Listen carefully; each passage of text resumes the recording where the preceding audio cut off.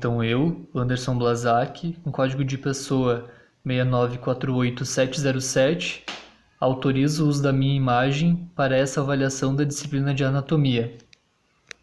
Passando então para o trabalho proposto, vou explicar o meu mapa conceitual sobre o sistema articular. Ele estuda as articulações e elas são classificadas, entre outras coisas, com base na sua estrutura e na flexibilidade. Quanto à flexibilidade, elas podem ser sinartrose, anfiartrose ou diartrose, sendo que a sinartrose elas são imóveis, as anfiartrose pouco móveis e as diartrose elas são móveis. Voltando na estrutura, elas podem ser contínuas ou contíguas. As estruturas contínuas então englobam as articulações fibrosas e as cartilaginosas, sendo que as fibrosas elas não têm cavidade articular e os ossos são unidos por tecido conjuntivo fibroso. Agora, os tipos de articulação fibrosa, eu botei ali que o número 1, porque respectivamente 1, 2 e 3, quer dizer que ela é como flexibilidade sinartrose, anfiartrose ou diartrose. Então, a do tipo fibrosa, ela é sinartrose, ou seja, elas são imóveis, elas não se movem. Então, elas podem ser do tipo sindesmose, sutura ou gonfose. A sindesmose, ela une os ossos com uma lâmina de tecido fibroso. Já as articulações fibrosas do tipo gonfose se encaixam em uma cavidade entre a raiz do dente e o processo alveolar da maxila. E a articulação fibrosa do tipo sutura são quando os ossos bem próximos se encaixam. Exemplos claros dessa articulação é a plana, serreada, escamosa e a esquindilose.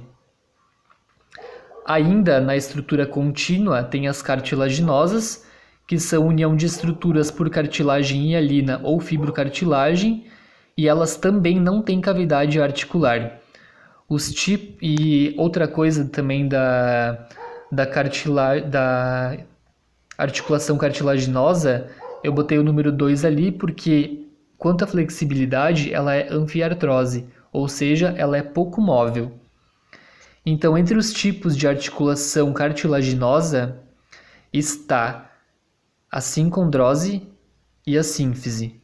A articulação cartilaginosa do tipo sincondrose, elas geralmente são temporárias, também são compostas por cartilagem hialina, e o exemplo claro dessa articulação são nos ossos longos e entre alguns ossos do crânio. Já as articulações do tipo cartilaginosa do tipo sínfise, elas são fortes, unidas por fibrocartilagem e como exemplo tem-se os ossos púbicos.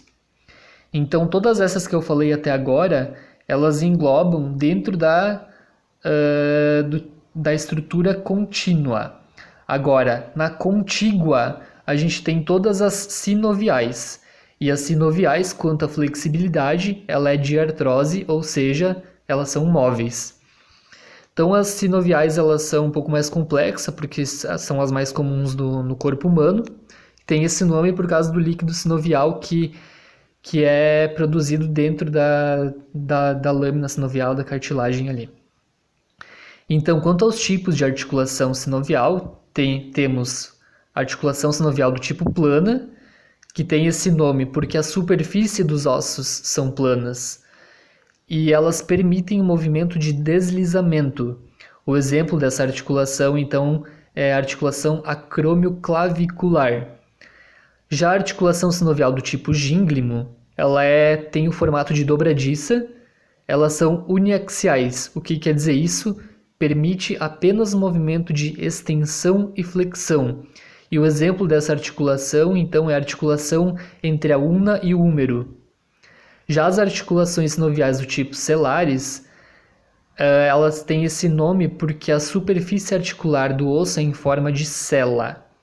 Elas são biaxiais, ou seja, movem-se em dois eixos, promovendo aí os movimentos de extensão, flexão, adução e abdução. Exemplos de articulação sinovial selar é a articulação carpo-metacarpal. O quarto tipo de articulação sinovial, então, são as elipsoides, que o formato dos ossos são em elipses, por isso do nome.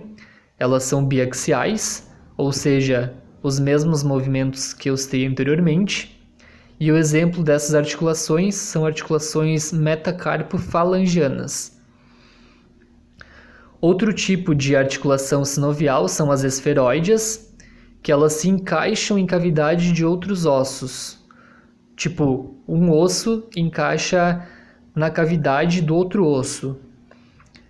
Elas são multiaxiais, que permite o movimento de rotação, medial, lateral e circundação. Eu acabei não colocando ali, mas o exemplo claro desse tipo de articulação é a articulação do fêmur com o acetábulo, a cabeça do fêmur, na real, com o acetábulo. O último tipo de articulação sinovial são as trocoides, que são articulação em pivô, ou seja, apenas movimento de rotação. E o exemplo, então, de articulação sinovial do tipo trocoides são as articulações, a articulação, entre o atlas e o axis. Era isso, obrigado.